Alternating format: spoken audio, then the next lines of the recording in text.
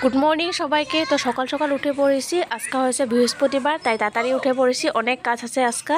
তো সকালে উঠে বিছানাটা ঠিক করে আমি ঘর থেকে বেরিয়েছি, পরে ব্রাশ করে নিয়েছি। ব্রাশ করে ঘরের বাসি কাজগুলো যেগুলো থাকে সকালের কাজগুলো সব কাজ সেরে তারপরে রুটিটা করে নিলাম, কেন কি আজকে সকালবেলা ভাত খাওয়াটা মানে অনেক দেরি করে হবে, তার জন্য রুটিটা সকালে করেছি। তো সকাল সকাল আজকে রুটিতে চা খাবো। চা খেয়ে তারপরে আমি পরে স্নানটা করে এসে তারপরে রান্না করতে হবে, তার জন্য মানে কি অল্প দেরি হবে। তো সকালে সবাইকে আজকে রুটি খাবে, তো দুপুরে একবারে ভাত খাবে। তো রুটিটা করে আমার অনেক কাজ আছে, মানে ঘর মুছতে লাগবো, সব কাপড় ধুতে লাগবো, ঠাকুরের কাপড় ধুতে লাগবো, অনেক কাজ আছে, তার জন্য জলদি জলদি করা হচ্ছে আজকে কামগুলা। তো আজকে মিনি ব্লগটা দেখো তোমরা, স্কিপ না করে সবাই।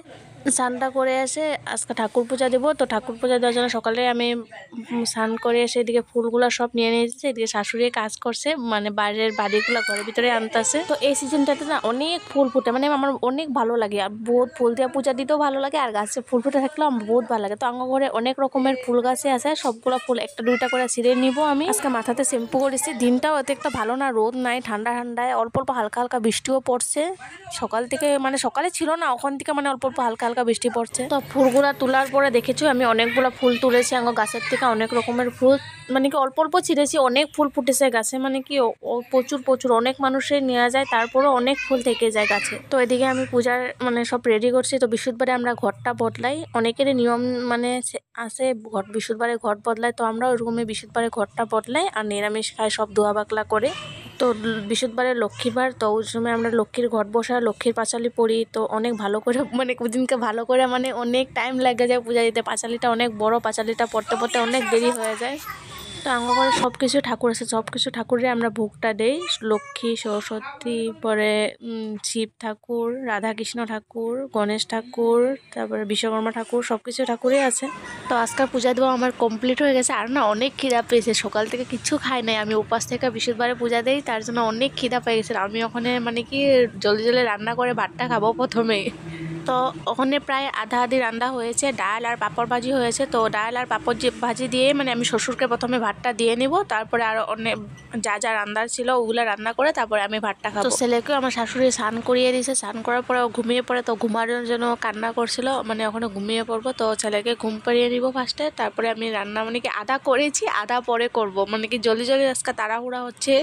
তো আমার ছেলে একটা স্বভাব অনেক ভালো, তো স্নান করানোর লগে লগে মানে ঘুমার জন্য মানে কি থাকতে পারে না, স্নান করালেই ঘুমিয়ে পড়ে। আর যদি যখন বৃষ্টি থাকে বা কিছু কারণে লিখে স্নানটা করানো হয় না, তো ওই দিনকে তো ঘুমাই না, অনেক দিকদার করে।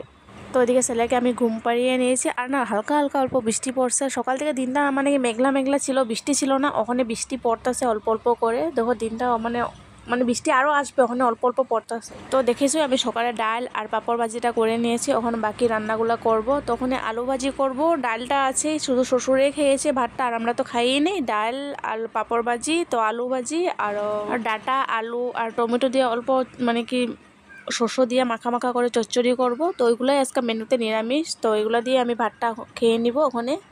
তো রান্নাটা কমপ্লিট হওয়ার পরে তো আমি ভাতটা খেয়ে নিলাম, মানে কি অনেক টাইম পরে খেয়েছি, অনেক ভুক লেগেছিলো একবারে। সকালে মানে আমি ভাতটা কমই খাই, তো মানে কি ভারী বস্তু কিছু খাই, তো আজকে কিছু খাই নাই যে, তার জন্য বেশি ভুকটা লেগে পড়েছিল। তো আমার ভাতটা খেয়ে নিলাম আমি। আর আঙ্গো না রোজ অল্প দুধ রাখি, তো আঙ্গো দিকে মানে কি মানে সেন্টারই বলতে পারে আঙ্গো ঘরেটা, তো ওইদিকে গরু পালার জায়গা নাই, মানে তো আমরা গরু পালি না, তো দুধুলা আসে ওর থেকে ডেলি দুধ রাখি, তো অনেক ভালো দুধটা। তো আমি দুধ খাই না, আমার ছেলে আর শাশুড়িই খায়। তো দুধটাও জাল দিয়ে নিলাম। তো আজকে বলতে বলতে অনেক দেরি হয়ে গেছে। তারপরে আমার পাশের বাড়ি জালের মেয়ে এসেছে, আমার ছেলে আমার জালের মেয়ের লোকে ঘুমের থেকে উঠা খেলতেছে, ঘুমের থেকে উঠা পড়ছে। তো আমার দুইটা জালের দুইটাই মেয়ে। তো আমার ছেলে তো ওরা এক সমানেই, প্রায় এক বছরের মধ্যে ওর দিদি, এটা জালের মেয়েটা আমার ছেলের থেকে 4 মাসের বড়। তো ওরাই মানে সবে একসাথে খেলে, হলেই হয়েছে কে কার ঘরে এসে খেলবো এরকম মানে। তো আজকে আমি মিনি ব্লগটা এখানেই শেষ করলাম, আশা করি তোমাদের ভালো লেগেছে। আবার একটা নতুন ভিডিওর সাথে সবার সাথে দেখা হবো। তো আজকে বাই বাই, সবাই ভালো থেকো, সুস্থ থেকো।